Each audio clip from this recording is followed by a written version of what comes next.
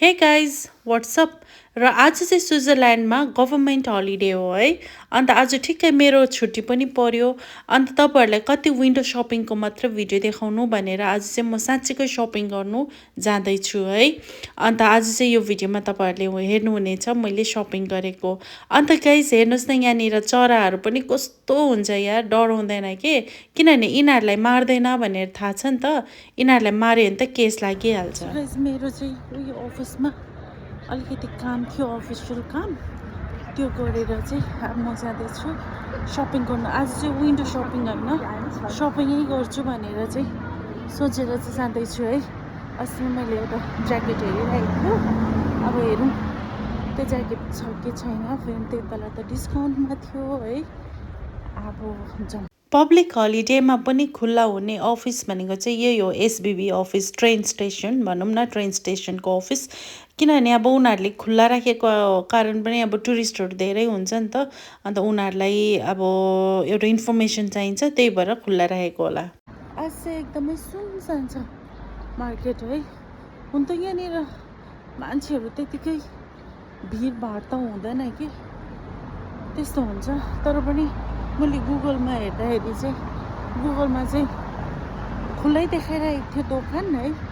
अब हेरौँ खुल्ला छ कि छैन। खुल्ला छ भने ठिकै छ, खुल्ला छैन भने ठिक छैन गाइज है। यस्तो हुन्छ गाइज, जुन दिन चाहिँ अब म किन्छु भनेर जान्छु नि, त्यति बेला कि बन्द हुन्छ कि केही न केही हुन्छ हो। अब हेर्नुहोस् त, बजार आएको त सबै बन्द रहेछ, सुनसान। राति भयो गाइज, बन्द रहेछ। यो गुगलले पनि आज झुट बोल्यो कि चाहिँ उनीहरूले त्यो गुगलमा अपडेट गर्नु भुल्यो कि आज बन्द छ भनेर। सो अब म त्यहाँनिर एसियाको उयो छ, दोकान छ, त्यहाँबाट आज म भेडाको मासु लान्छु। अन्त घरमा गएर भेडाको मासु पकाएर खाने। स्विजरल्यान्डमा चाहिँ के फाइदा छ भने हामीले कुनै पनि अफिस या त दोकानहरूको टाइमिङ सबै गुगलमा हेर्छ के। अन्त आजको दिन पनि म गुगलमै हेरेर खुल्ला देखाएर चाहिँ निक्लेको सपिङको लागि। अब गाइस त्यो जुन चाहिँ दोकान मैले मासु किन्नु जान्छु नि, त्यहाँनिर गुगलले चाहिँ खुल्ला देखाइरहेको छ। अब त्यहाँ पनि बन्द होला जस्तो लागिरहेको छ कि, यिनीहरूले त्यो अपडेट गर्नु भुलिन्छ होला नि त, नभए त एक्युरेट हुन्छ नि त गुगलमा। इफ खुल्ला लेखेको छ नि खुल्ला नै हुन्छ हो। अन्त अब हेर्नुपर्छ त्यहाँनिर चाहिँ। अन्त यहाँ हेर्नुहोस् न, बुढो बाजे बोजूहरू पनि यहाँनिर चाहिँ यस्तो विदाउट हेल्प हिँड्छ कि यसरी।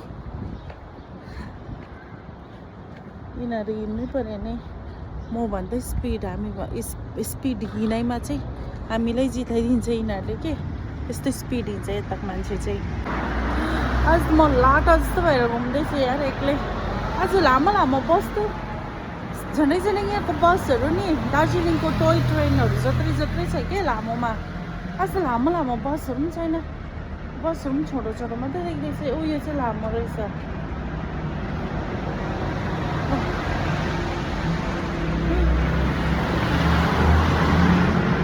यहाँनिर चाहिँ अर्को एउटा एसियाको दोकान थियो मासु पाउने, त्यो पनि बन्द रहेछ गाइज। यहाँ चाहिँ त्यस्तो हुन्छ गाइज, हामीले पहिल्यै सामानहरू किनेको छैन भने चाहिँ नि बन्द हुन्छ कि, केही सामान पाउने पोसिबिलिटी नै हुँदैन। अब लास्ट होप छ, दही लान्छु म।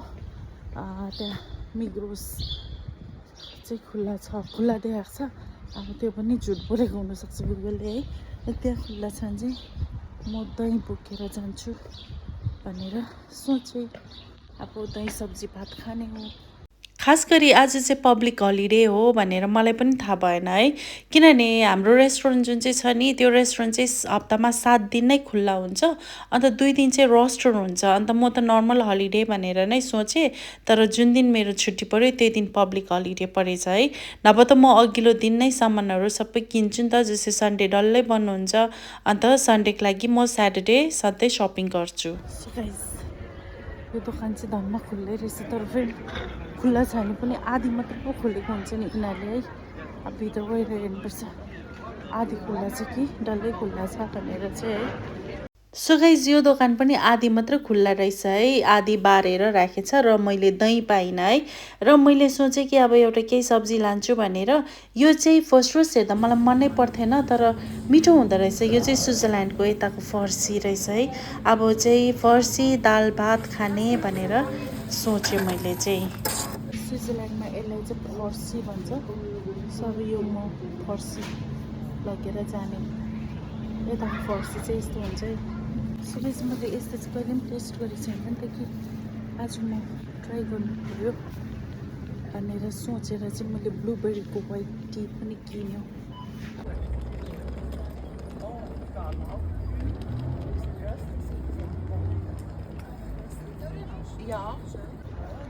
सो गाइस है मैले यो सब्जी र व्हाइट टी किनेर चाहिँ अब म पनि यहाँनिर यो लाइनमा चाहिँ सबै बसिरहेको, बेलुका हुँदा चाहिँ यहाँनिर सबै उयो खाने मात्र हुन्छ, बियर खानेहरू बसिरहेको हुन्छ है।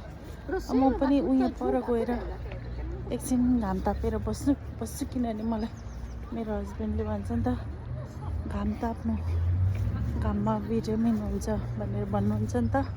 सो अब म उपर जाने, त्यहाँ बसेर चाहिँ यो ब्लुबेरीको व्हाइट टी कहिले पनि ट्राई गरेको छैन, त्यो ट्राई गर्ने है। So that's all for this video guys. Thank you for watching and I will see you guys in my next video. Till then, bye bye. And guys, तपाईँलाई video मन पर्यो भने चाहिँ do like and follow my page. Bye bye.